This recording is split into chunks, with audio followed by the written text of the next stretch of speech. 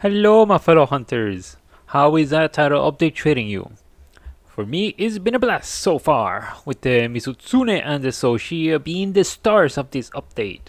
These monsters came with amazing weapons and armor sets with unique skills that are probably shaking out the build crafting meta. Then there is the very nice addition of the Grand Hub, a place where you can hang out with hunters from all over, especially now that Wilds can with global lobbies. So let's dive into all the things that I've liked so far about this update. First thing on today's list is the Mizutsune, soapy boy extraordinaire that will wash away all your doubts about what the future holds for Wilds. This Mizu doesn't drift as much as previous iterations, but it does have some new tricks up its sleeves. First thing is that the bubbles not only disrupt your movements by making you slip after rolls, but will also deal burst damage if you take one too many bubbles to the face. So it is basically water flavored Blast Blight. The other thing that was changed in Wilds was that the Mizu gets a new battle mode if you lower its HP enough and you manage to break its face. It's the Soul Seer mode that used to be a deviant species of the Mizutsune, complete with its anime eye, fiery breath, bubbles, and explosions! It makes for a pretty amazing fight that adds a new twist if you manage to smack its head enough times.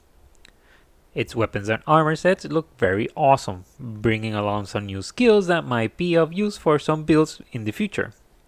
The first notable aspect of this set is that, like old versions of it, it lets you sort of specialize in bubble blights by the skill Mizutsune's prowess. Or is it Bubbly Dance? Whatever the name is, what it does is make you immune to major bubble blights while also enabling you to inflict the minor version to your benefit by rolling a few times. This makes it so that having the minor blight improves your evasion as long as the blight is in effect, which is very good for avoiding damage more easily should you be using weapons that lack a shield or are having a hard time with the offsets. The weapons are awesome. They return with their flawless aesthetic as well as the new skills that they now have. Slick Blade.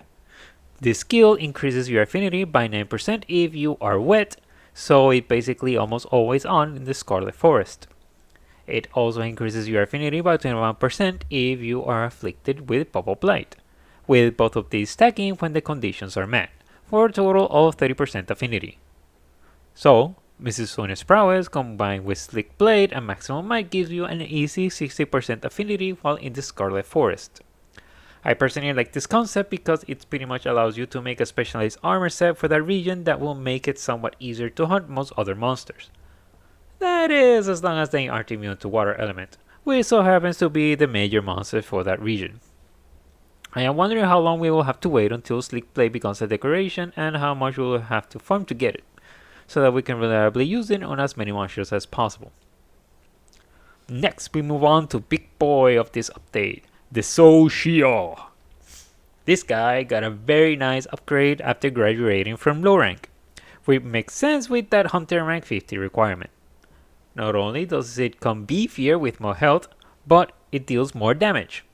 It is also sporting new moves that other hunters are saying are from the Fatalis and its variations, aside from its will crystal manipulation shenanigans. The bigger HP pool allowed it to use more of its moveset, making the hunt all the more dangerous but also incredibly fun. There are more chances to make use of the will crystals that Zoh Shia spawns for some sweet extra damage, as well as learning more ways to counter some of its big explode the room abilities. For example, when he goes into chef mode and tries to cook the entire room, you can exploit the big will crystals using the elemental sling arrow that can be found throughout the room.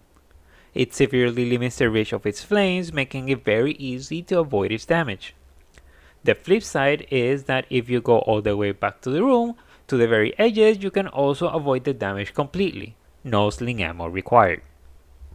In the same way, these crystals are a somewhat reliable source of extra damage you can use by detonating them before Zoh Shia. This is of great help in mitigating some of the damage it might inflict while also speeding up the fight. Lastly, the longer fight allows people to discover that there are two boulders that can be dropped on its head for major damage, as well as knocking it down so you can just wail on it. Maybe stun it for even more easy damage. Overall, this is a great and intense fight that somehow doesn't feel too overwhelming in spite of all that is happening throughout. But the Zoh Shia awesomeness doesn't end there, because it comes with banger weapons and armor sets. They have the light and dark aesthetic of the Zoh Shia with a very neat feature, which is that it's morphing armor! It changes its appearance when you have your weapon drawn, increasing its coolness by a factor of 1000. It was awesome in Monster Hunter Icebound with the Safi'jiiva armor, and it's even cooler now with the whole angel and demon look. But wait, there's more! Because you can combine both versions of the armor so that you can make either an almost full angel or an almost full demon look. It is an awesome implementation of the armor set that grants a lot of freedom in how you can customize how your hunter looks. This probably was possible thanks to allowing any armor version to be equipped to your hunter, which turned out to be a really big win. And then there is a skill that is introduced, Zoh Shia's Pulse. This skill grants superior recovery, which allows you to regenerate your health up to full, regardless if you have a red health bar or not.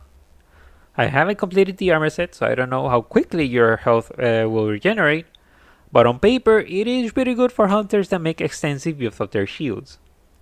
They can block damage easily while having passive health regen means that they should be able to stay in the fight for really long periods of time before needing to drink a potion.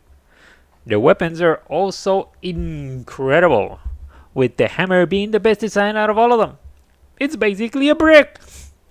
But being serious now, all weapons look amazing, with the hunting horn being a dope looking guitar with an equally awesome sound set. They also come with the unique skill, Whiteflame Torrent, which has a chance for extra damage tech to proc when you hit a monster. It's not as interesting as Slick Blade, but it's a nice increase to your DPS, which is always nice. We finished this title update roundup with the Grand Hub, the biggest social space Capcom has produced in a Monster Hunter game to date. It is awesome, it has a fishing spot, barrel bowling, and almost all vendors, with the only one missing being the boat trader, which seems to be restricted to the camp at the Windward Plains. Aside from that, and the temporary investigation farming, there is no need to leave the Grand Hub. There is also the Diva, which might appear to perform during the nighttime. Links her to her singing to enjoy an amazing performance as well as to receive a nice buff, which I don't know because I have yet to encounter her. You also have a nice secret stable to see other secret hunters they might have. For all your meal prepping needs, there is a canteen, which lets you prepare meals in the same way you would your barbecue or at your camp. The upside is that you also get the special meals from the different regions at any time with special vouchers, aside from the occasional free meal on offer. This is a great quality of life improvement that eliminates the need to fast travel to different villages. Gemma got upgraded as well, by getting a smithing partner. I hear the old man is now her master, which is teaching her more of his smithing ways. A very cool detail and might be a small omen of future monsters coming to Wilds. Lao Shan Long, anyone? There are also secrets to be uncovered throughout the Grand Hub, so go explore the area and see what you can find. And that is it from this update. I have yet to try out the Arena quests, which is why I didn't mention them here, but they have unique rewards, so do try them out. I will probably talk about them in the future once I give them a shot. In the meantime, leave a like if you enjoyed this video or if you are enjoying the first title update for Monster Hunter Wilds. Subscribe and hit that notification bell to know when the next update drops. Thank you all for watching and happy hunting.